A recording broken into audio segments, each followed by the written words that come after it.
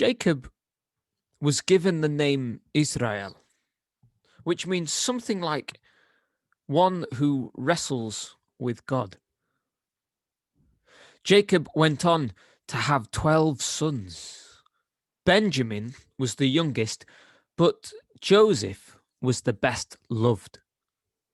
Joseph's brothers were already jealous of him, and when he received a long, richly coloured coat from his father, the jealousy became worse.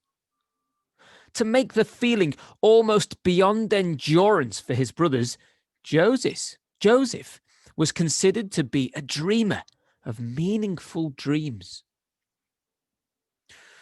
One time, he said that he had dreamt that the sun, the moon, and 11 stars bowed down to him. This was too much for his brothers. Their jealousy was aroused, and they said among themselves, "Let us take our opportunity. Let us put this dreamer to death." Now Reuben, the eldest brother, he pleaded, "Do not kill him.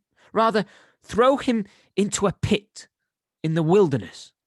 Let us not shed his blood."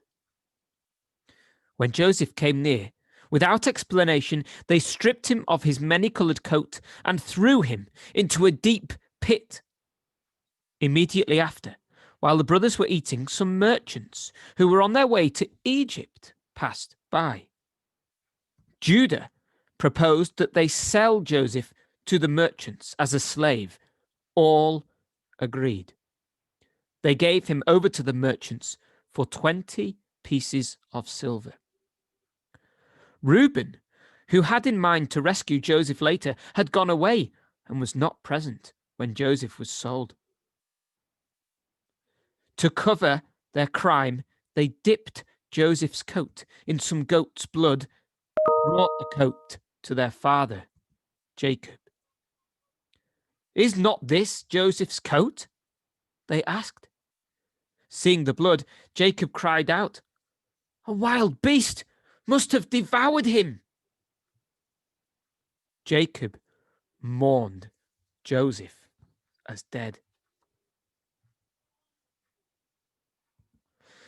In Egypt, Joseph was sold as a slave to Potiphar, the captain of the king's army. Potiphar trusted Joseph and gave him a position in his own household. Potiphar's wife became jealous of Joseph and lied about him. Joseph was cast into prison. Here again, Joseph found favor. The chief keeper of the prison gave him charge of a number of prisoners. Among them were the king's baker and the king's chief butler. One morning, both the baker and the butler appeared sad. Each said they had had a very bad dream. "Tell me your dreams," said Joseph, "and with God's help, I shall explain them to you." And he did. One night, 2 years later, it happened that Pharaoh, the king of Egypt himself, had 2 dreams, which all the wise men of Egypt could not interpret. Then the Pharaoh's butler remembered Joseph, who was in prison.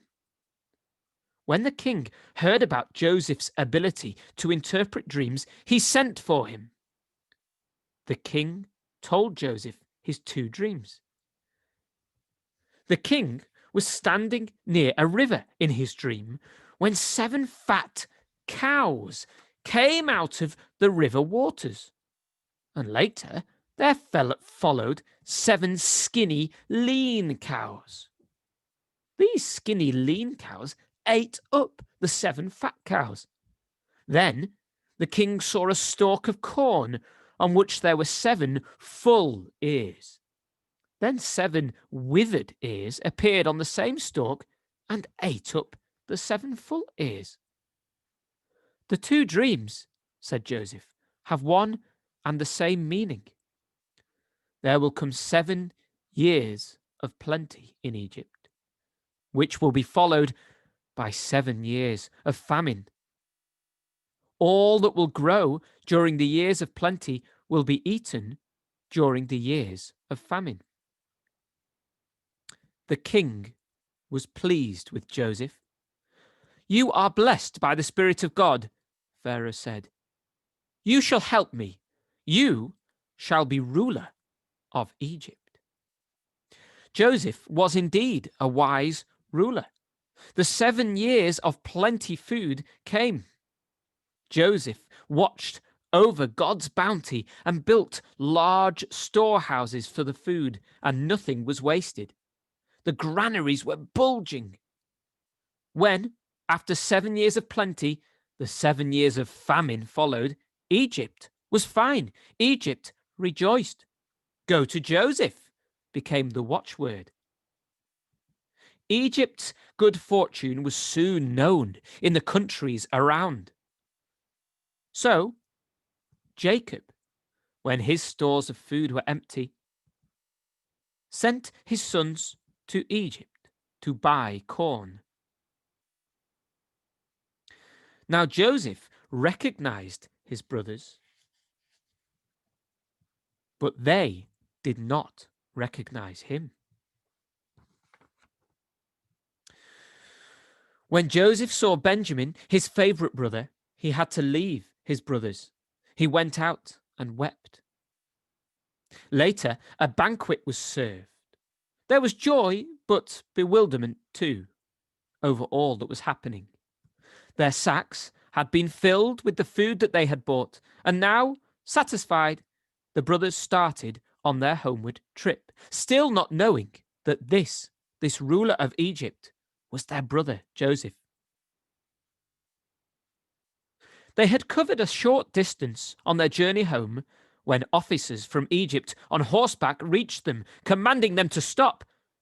They were accused of having stolen the master's silver cup. Knowing that they were innocent, they said, "Well, search us then." They were shocked, dumbfounded, and disturbed when the cup was indeed found in Benjamin's sack. Ashamed, they returned to Egypt. They returned to Joseph's house. Now, it was actually Joseph who had ordered that this cup be secretly planted in Benjamin's sack. He wanted to test them. Now, when all the brothers were before Joseph, he said this, "Benjamin, in whose sack the cup was found, he will remain here in Egypt." The brothers were truly sorry about this. The anguish of the brothers was immediate and truthful and honest and sincere. Judah cried out, "No, take me instead. What will our father Jacob say if we return without Benjamin? Our father will die of grief." Joseph could no longer restrain himself.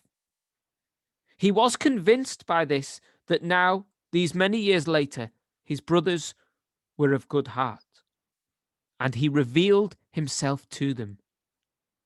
"I am Joseph, your brother."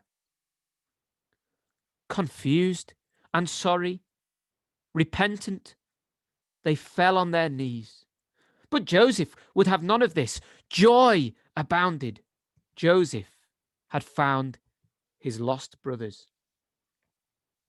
But Joseph was anxious to see his father Jacob and to have him and all his family leave the land of Canaan and come to dwell in Egypt. Besides rich gifts, Joseph sent wagons for Jacob and his family to use on the long trip to Egypt. Jacob could hardly believe the seemingly impossible but joyful news. Joseph, alive and ruler of Egypt! He could scarcely wait to see Joseph, but to move the entire family to Egypt, he hesitated. Was this wise? In his doubt, God's voice came to him. "I am God, the God of your fathers, Abraham and Isaac. Go down to Egypt with all your family. I will be with you. I will make you a great people."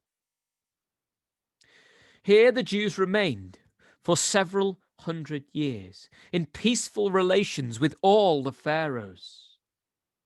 They developed into a strong nation, numerically large.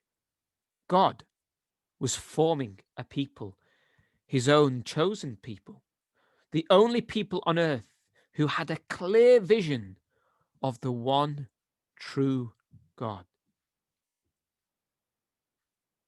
Through this, God had indeed kept his promise to Abraham when he first called him all those years ago to leave his country and his home.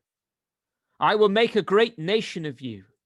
I will bless you and make your name great so that you shall be a blessing.